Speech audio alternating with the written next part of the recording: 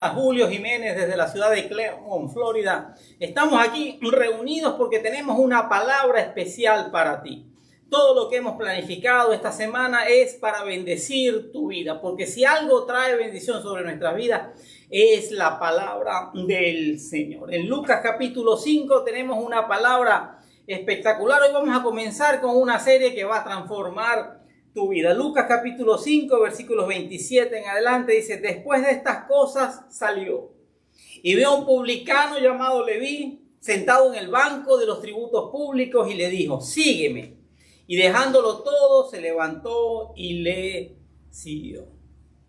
El Señor Jesús hace unas cosas asombrosas, hace unas cosas que desconciertan la vida de muchas personas. Mucha gente no puede entender la mente de Dios. Dios es completamente sobrenatural, Dios es omnisciente, omnipotente, omnipresente, y nunca vamos a entender con nuestra mente limitada quién es Dios. Pero tenemos la palabra para entender lo más importante, la obra de Jesús en nuestras vidas. Dice que después de estas cosas vio a un publicano llamado Leví.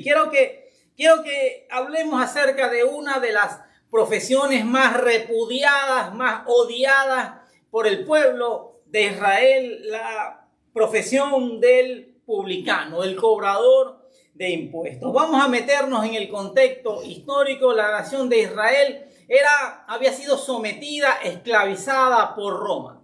Roma había tomado el imperio más grande sobre toda la tierra conocida en ese momento, y la nación de Israel era esclava de Roma.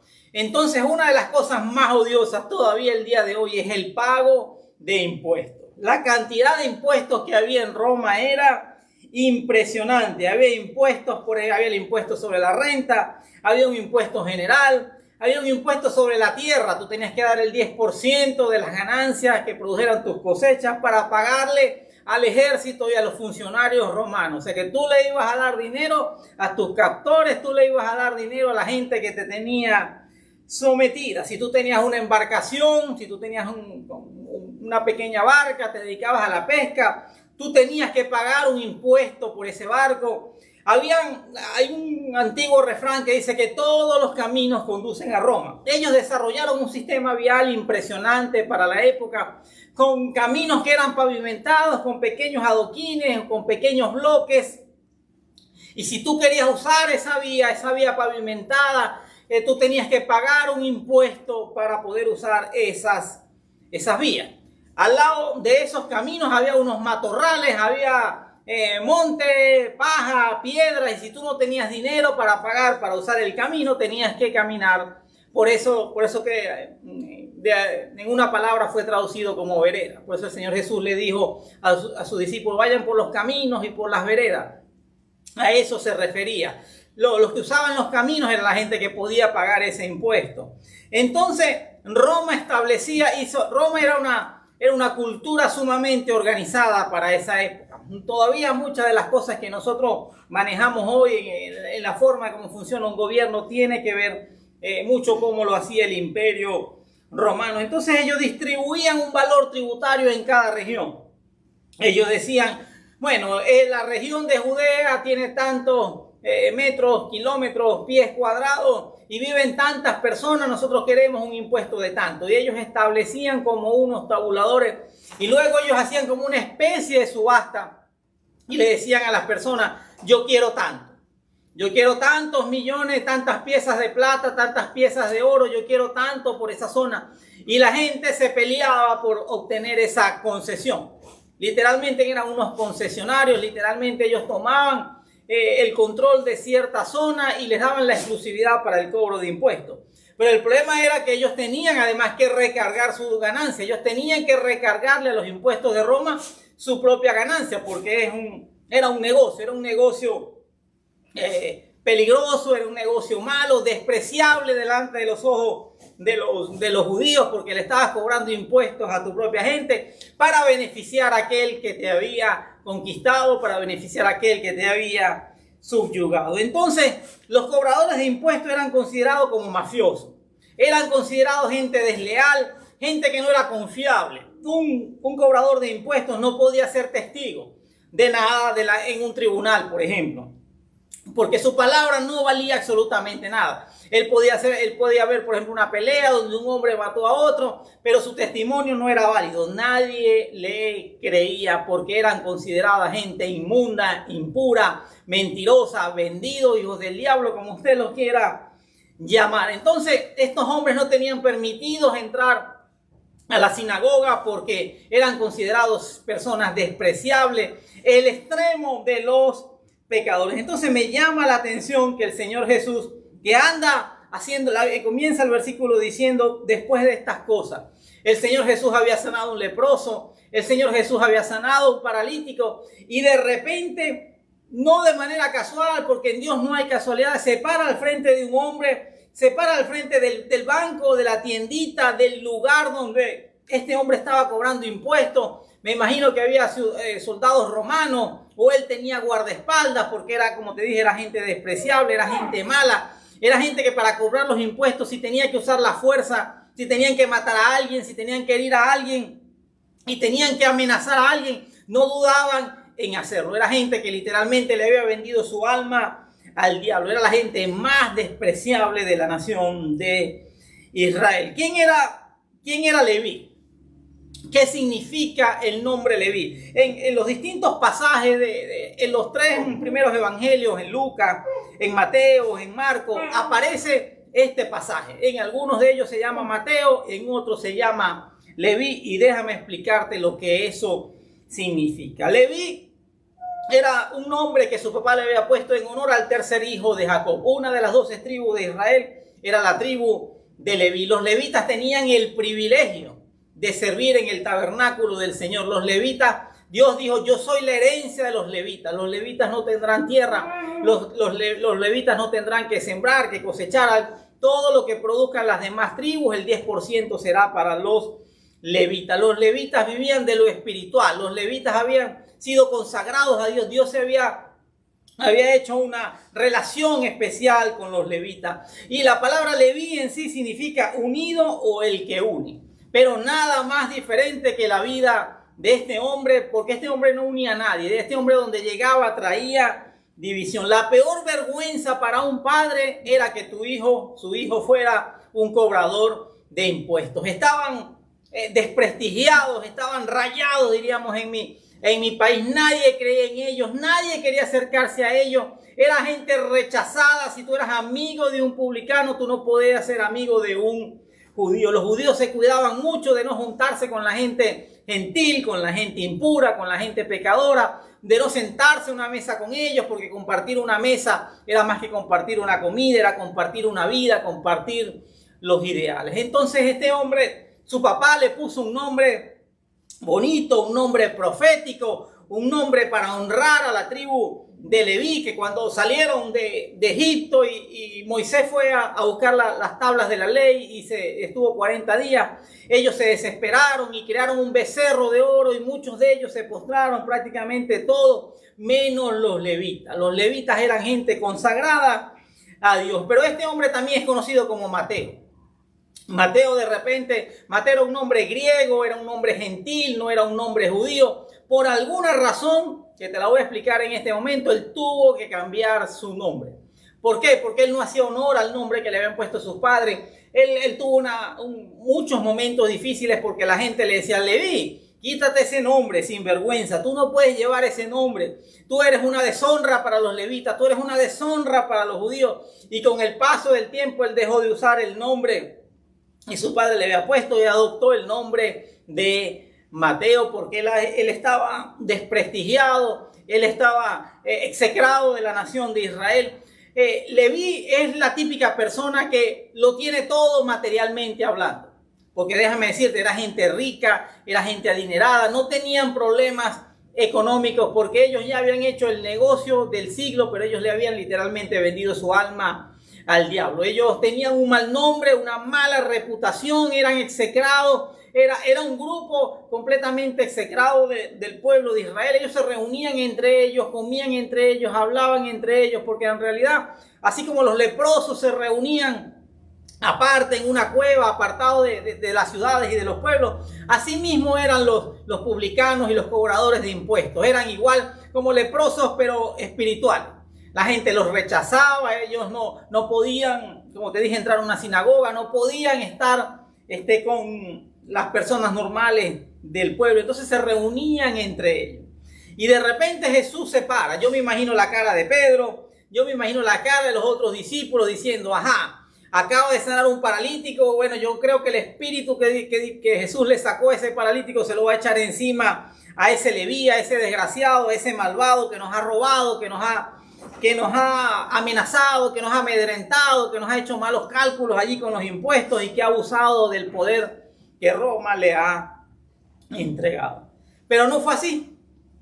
Jesús siempre cambia los planes, Jesús piensa diferente a nosotros, Jesús le da oportunidades a todo el mundo y de repente le dice, sígueme, sígueme. Fue algo directo, fue algo sencillo, me imagino que lo miró con esa mirada penetrante, profunda, llena de amor, lleno de poder, llena de autoridad y le dijo, sígueme. Y sorprendentemente dice que dejándolo todo, se levantó y le siguió. Y hemos llamado esta serie Dejándolo Todo. Todo lo que Mateo había trabajado, todo lo que Mateo había construido, todo lo que Mateo había anhelado, él lo consiguió. Y es como las personas que van por un camino y quieren llegar a algún lugar y de repente el sitio donde llegaron era un lugar equivocado, era como una calle ciega, era como un lugar sin retorno, era como un lugar donde no tenía sentido y mucha gente es así.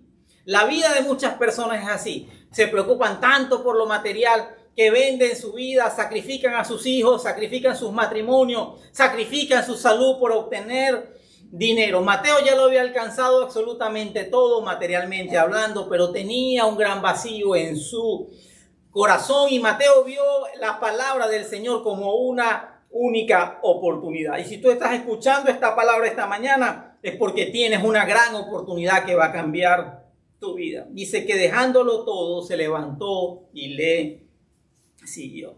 El versículo 29 dice, y Leví le hizo un gran banquete en su casa y había mucha compañía de publicanos y de otros que estaban a la mesa con ellos y los escribas y los fariseos murmuraban contra los discípulos diciendo, ¿por qué comen y beben con publicanos y pecadores?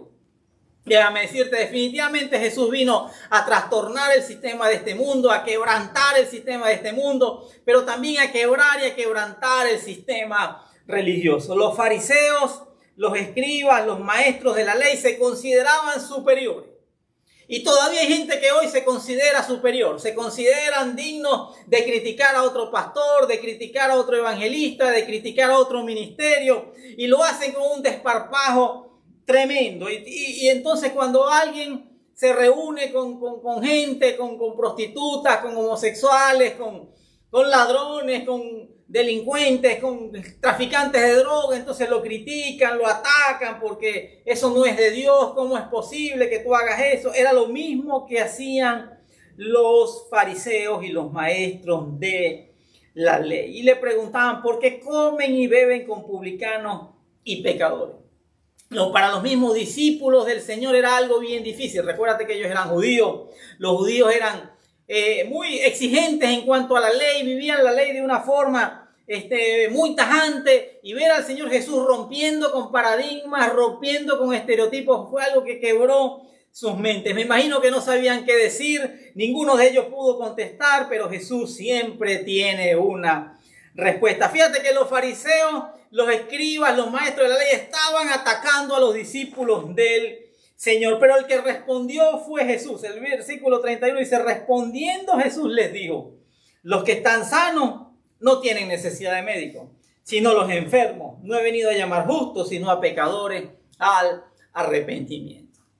Y muchas veces nosotros como discípulos del Señor somos atacados, somos cuestionados, somos envidiados, somos rechazados, somos injuriados, se levanta falso testimonio en contra de nosotros, pero Jesús siempre responde a favor nuestro. Jesús siempre defiende a sus discípulos. El Señor ha dicho, nunca te dejaré y nunca te desampararé. Y el Señor Jesús le dice, es que no, me llama mucho la atención, me encanta, me agrada la forma como el Señor Jesús simplifica las cosas, cómo nos habla en un lenguaje llano, sencillo y fácil de entender. La palabra del Señor debe ser algo sencillo, debe ser algo que tú puedas entender, que tú puedas meditar, que te pueda transformar. No necesitas tener grandes cursos y maestrías en teología para poder predicar una palabra que le llegue a todo el mundo. Y el Señor Jesús le dice: los que están sanos no necesitan de médicos, sino los enfermos.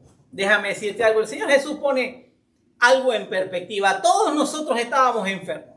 La Biblia dice que no todo nuestro ser, espíritu, alma y cuerpo. Y todos nosotros estábamos enfermos de algo. Algunos estaban enfermos físicamente, algunos estuvimos enfermos emocionalmente y todos estábamos peor que enfermos, muertos espiritualmente. Y el Señor Jesús nos viene a hacer un llamado para sanidad física, para sanidad emocional y para vida eterna, para que nuestros espíritus que están dormidos o muertos cobren vida a través del Espíritu Santo. Y el Señor Jesús le dice a los fariseos: el problema es que ustedes se creen demasiado buenos. El problema es que ustedes creen que no tienen ninguna necesidad. El problema es que ustedes tienen mucha doctrina, pero no tienen una relación personal conmigo. El problema es que ustedes tienen mucho conocimiento de la ley, pero no tienen revelación de quién les está hablando. Ustedes se creen muy santos, se creen muy perfectos, se creen con la autoridad para criticar a otras personas y decirle a otras personas que vivan de una manera que ni ustedes mismos viven. Y más de una vez los llamó fariseos hipócritas. Pero yo he venido a llamar a los enfermos. Y defiende a Leví, le dice: él era un hombre enfermo. Él era un hombre con una gran necesidad emocional. Él era un hombre rechazado por todos ustedes, pero al que a mí viene yo no lo echo fuera. Y el Señor Jesús defiende su ministerio, y el Señor Jesús defiende lo que está haciendo. Me llama mucho la atención que el cambio en la vida de Leví no fue de la boca para afuera. Cuando la Biblia dice que lo dejó todo, fue literalmente que lo dejó todo de manera inmediata. La vida de Leví no tenía propósito. La vida de Mateo no tenía propósito, tenía despropósito. Porque cuando tu empeño en la vida es solamente ser rico o ser famoso o ser reconocido, déjame decirte, tu vida no tiene sentido, tu vida no tiene propósito. ¿Cuántas personas millonarias, famosas, reconocidas por todo el mundo, envidiados por tanta gente, terminan en el suicidio, terminan en el divorcio y terminan diciendo que tienen una vida vacía, se llenan de drogas, de alcohol, de adicciones, porque la vida no tuvo sentido para ellos? Pero Leví no solamente lo dejó todo, sino que comenzó a seguir al Señor y comenzó a servir al Señor. Dice que Leví le hizo un gran banquete en su casa. Y si tú has tenido una verdadera conversión, tu casa debe estar abierta para que el Señor se glorifique. Tú debes recibir al Señor en tu casa, tú debes abrir un grupo, tú debes abrir una célula, tú debes abrir un grupo pequeño para que la palabra del Señor sea predicada. Leví hizo una cosa impresionante, comenzó a servir al Señor de manera inmediata. Dice que había mucha compañía de publicanos y de otros que estaban a la mesa con ellos, todos los repudiados, todos los rechazados, los miembros del sindicato, los miembros de la banda criminal, los rechazados de toda la nación de Israel estaban reunidos allí para escuchar al maestro, para escuchar la palabra del Señor. Y eso era lo que demostraba que la conversión de Mateo había sido genuina. Lo dejó todo, se levantó, le siguió. Y además le sirvió con sus bienes, le hizo un gran banquete, invitó personas, se preocupó por el reino, se preocupó porque otros conocieran del evangelio. Y no importa cuánto conocimiento tú tengas, los fariseos y los maestros de la ley hacían todo lo posible para que la gente no se salvara, para que la gente no entrara a la sinagoga, para que la gente para juzgar a la gente y para alejarlos de lo que pudiéramos llamar hoy de la iglesia. Los Leví, los Mateo hacen todo lo posible porque la gente entre, porque la gente conozca del Señor, hacen todo lo posible por servir. ¿Por qué? Porque lo han dejado todo. Y hoy en día tenemos que aprender de esta palabra. Dejarlo todo es algo que no es muy común en estos tiempos. He conocido mucha gente que parece haberlo dejado todo, pero la Biblia dice claramente que Dios no puede ser burlado. Una vez recibo una llamada de alguien que se había convertido, que se congregaba, que iba a los grupos de jóvenes, que iba a los grupos de la iglesia, que levantaba las manos, que cantaba bonito, que traía ofrenda, y de repente me dice, la policía me está buscando, ando escondido. ¿Por qué? Porque él no lo dejó todo, él dejó algunas cosas, él dejó las cosas visibles, él dejó las cosas por las cuales te podían llamar la atención si te descubrían, pero mantuvo negocios ilícitos, mantuvo cosas bajo la mesa, mantuvo cosas en su habitación. Y otra vez vemos gente que no lo ha dejado todo. El evangelio, ser cristiano, ser creyente, no se puede ser a medio. Tú no puedes ser medio cristiano. Es como que tú te bebas, el agua dice 100% potable. Tú no te bebes una agua 90% potable ligada con 10% de agua de cloaca. No lo haces, porque esas mezclas no pueden ser aceptadas. Una vez alguien se me acerca y me dice, estoy viendo pornografía, estoy atrapado, estoy atado. Y era un líder, era una persona que servía, que había dejado entonces los vicios, las mujeres, las parrandas, pero él no había dejado esas cosas ocultas. Cuando nadie te ve, es donde de verdad se ve tu evangelio. Leví no fue así, Leví lo dejó todo, absolutamente todo lo que él había perseguido. Dice que se levantó.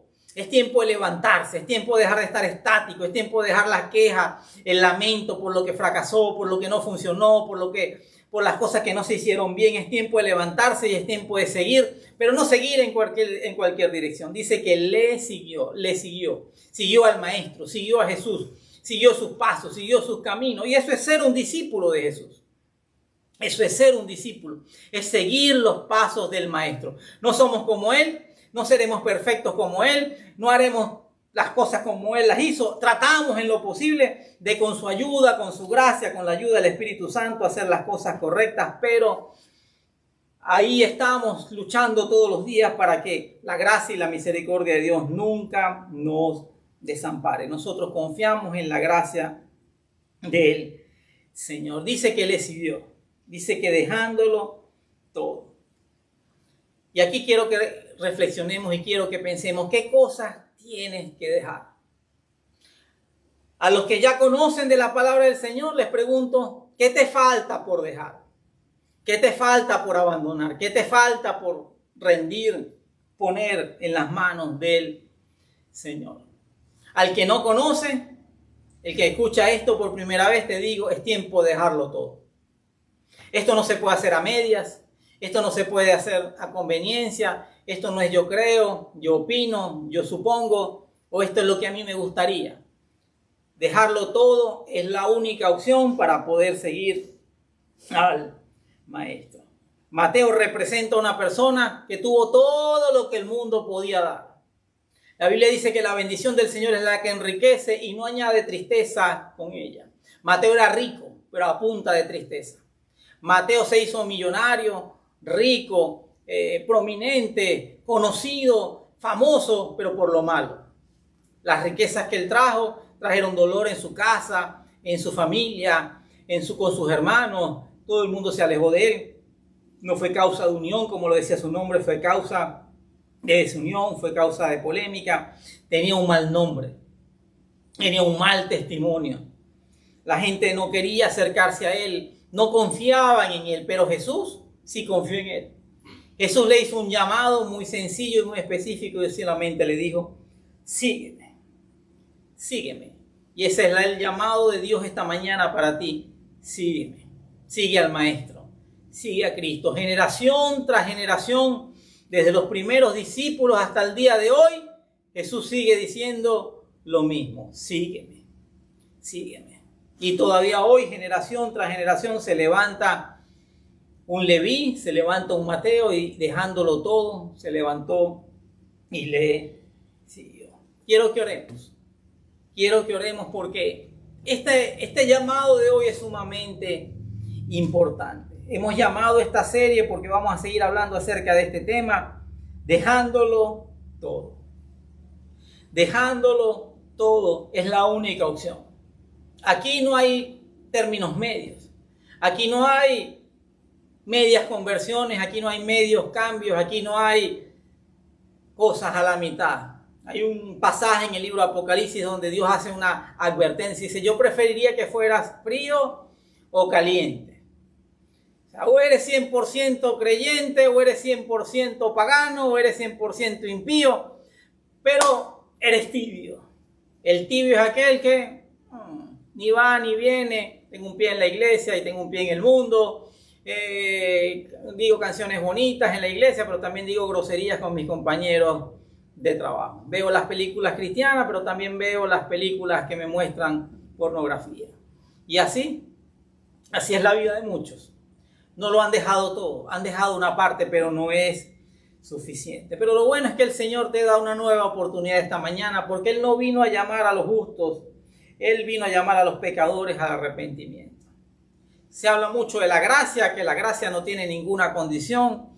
El pacto de la gracia tiene unas letras pequeñas que te las voy a revelar y están escritas en la palabra, el arrepentimiento.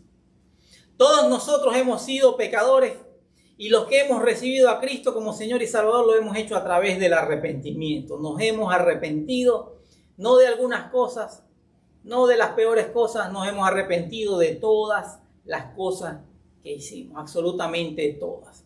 Y le hemos dicho al Señor que tu gracia, que tu sangre nos cubra, nos limpie. En la Biblia dice que tomaste el acta de los decretos que nos era contraria y la clavaste en la cruz. Y cuando tú te arrepientes, cuando tú aceptas ese llamado, porque ha sido un llamado, porque el Señor dijo no he venido a llamar justos, sino a pecadores al arrepentimiento. Cuando tú aceptas ese llamado como Leví, tu vida cambia. Sus padres se habían avergonzado de él, pero Dios lo honró tanto que hoy en día uno de los evangelios dice el evangelio de Mateo. Para los maestros de la ley, para los religiosos era un hombre irrecuperable, era una lacra, era lo peor que había, pero para Dios se convirtió en un digno representante del evangelio y del reino de Jesucristo. A Él sea la gloria y la honra por los siglos de los siglos. Quiero que oremos.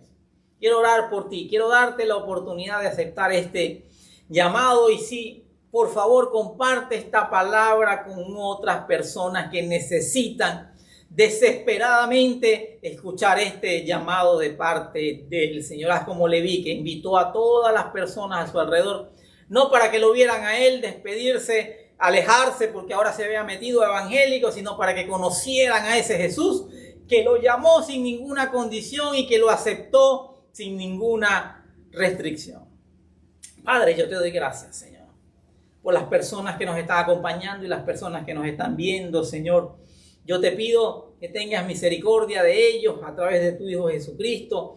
Y te pido, Señor, que tú los aceptes en tu reino, Señor. Que ellos hoy han decidido dejarlo todo, levantarse y seguir a Cristo, reconocerlo como Señor y como Salvador de sus vidas. Hoy comienza una transformación en las vidas, en las personas, en sus familias, en sus matrimonios, en su propósito. Y tú los aceptas en el reino, Señor, porque tú no has venido a llamar justos, sino a pecadores al arrepentimiento. Repite esta oración después de mí. Señor Jesús, yo me arrepiento hoy de todos mis pecados. Te pido perdón por todos mis pecados y recibo tu gracia, tu perdón, tu misericordia. He decidido dejarlo todo, levantarme y seguirte y reconocerte como mi Señor y mi Salvador. Padre, escribe mi nombre en el libro de la vida y Espíritu Santo, entra en mi corazón, haz de él tu habitación y guíame. Saca de mí lo que no te agrada, produce los cambios que tú quieras hacer en mí. Yo te lo pido en el nombre poderoso de Jesús. Y tú has hecho esta oración, déjame decirte, has hecho la mejor decisión de tu vida, que es el aceptar y reconocer a Cristo como Señor y Salvador. Escríbenos, ponte en contacto con nosotros, estamos orando por ti, estamos tomando las peticiones de oración y en el transcurso de la semana estamos orando por las personas y las necesidades que han llegado a nuestras manos. Nos vemos en una próxima oportunidad y que el Señor te bendiga grandemente.